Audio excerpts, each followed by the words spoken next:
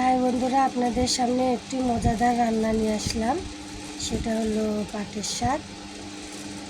এই মজাদার রান্না খেতে অসাধারণ। তাই বন্ধুরা আপনার সবাই কেমন আছেন? আশা করি ভালো আছেন, আমিও ভালো আছি। তো আজকে আমি একটা রেসিপি নিয়ে আসলাম, সেটা হলো পাটের শাক। তো দেখুন বন্ধুরা, একেবারে টাটকা লকলকে পাটের শাক। তো এটা আমি বাজার থেকে কিনে এনেছি। এই পাটের শাক আমি আজকে রান্না করব। এখন এই যে আমি ছাড়িয়ে নিয়েছি ডাল থেকে পাটের শাক, এগুলো আমি কুচি কুচি করে কেটে নেব। তো এই যে দেখুন বন্ধুরা, পাটের শাকগুলো আমি কুচি কুচি করে কেটে নিয়েছি।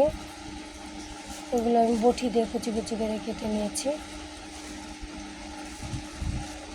তো রান্নার আগে ঠিক এভাবে করে কেটে নিতে হবে। তো এখন আমি পাটের শাক রান্না শুরু করব। বন্ধুরা, কড়াই পরিষ্কার করে ধুয়ে চুলায় বসিয়ে দিয়েছি। তো কড়াই গরম হওয়া পর্যন্ত অপেক্ষা করছি। কড়াই গরম হয়ে গেছে, এখন আমি পরিমাণ মতো সয়াবিন তেল দিয়ে দেবো।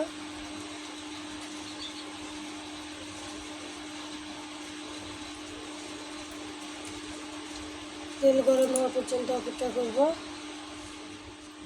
তেল গরম হয়ে গেছে। তো এখানে আমি কাঁচামরিচ 4টা দিয়েছি, বড় বড় 3টা পেঁয়াজ দিয়েছি, দুটো বড় বড় দেখে রসুন দিয়েছি।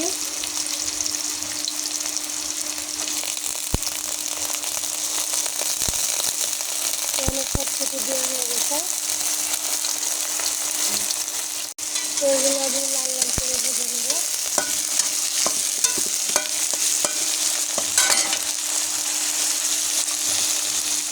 বন্ধুরা দেখুন, পেঁয়াজ আমার লাল লাল করে ভাজা হয়ে গেছে। এখন আমি শাকগুলো দিয়ে দেবো।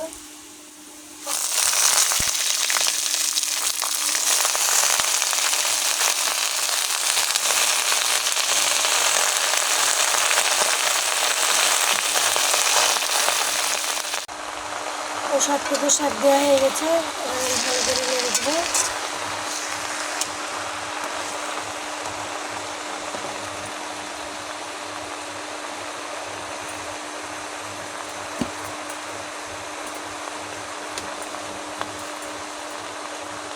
এবার আমি পরিমাণ মতো লবণ দিয়ে দেবো।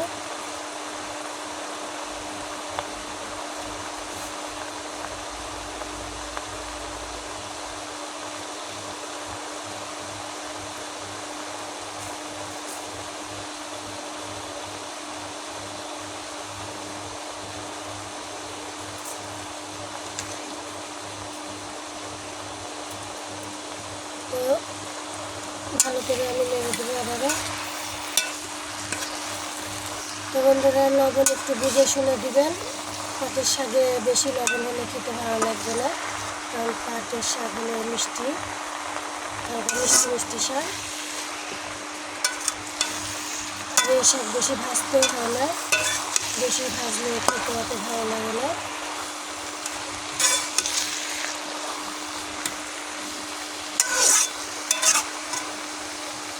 আমি ভালো করে নেড়ে দিলাম। তো বন্ধুরা, শাক আবারও ভালো করে নেড়ে দিতে হবে। তো দেখুন বন্ধুরা, শাক থেকে জল ছুটেছে, তো জলগুলো সব শুকিয়ে নিতে হবে।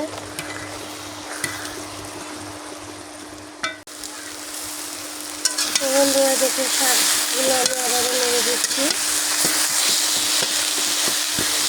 তো শাকটাই আমার হয়ে আসছে।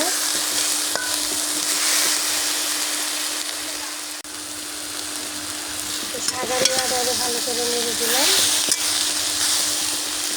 তো বন্ধুরা, আপনাদেরকে আমি আবারও বলে দিচ্ছি, এই পাটের শাকে বেশি লবণ দেওয়া যাবে না, আর মরিচও ঝাল বেশি দেওয়া যাবে না, তাহলে খেতে ভালো লাগবে না। হালকা লবণ হালকা ঝাল দিতে হবে, তবে এই শাক ভালো লাগে। তো দেখুন বন্ধুরা, এই শাক আমি লাল লাল করে ভাজিনি। তো আমি এরকম সবুজ সবুজে নামিয়ে নেব। শাক রান্না হয়ে গেছে, এখন আমি শাক নামিয়ে নেব। তো বন্ধুরা, আপনাদের যদি ভিডিওটি ভালো লাগে, এরকম নিত্য নতুন রেসিপি পেতে চ্যানেলটি সাবস্ক্রাইব করুন, পাশে থাকা বেল আইকনটি ক্লিক করে দেবেন।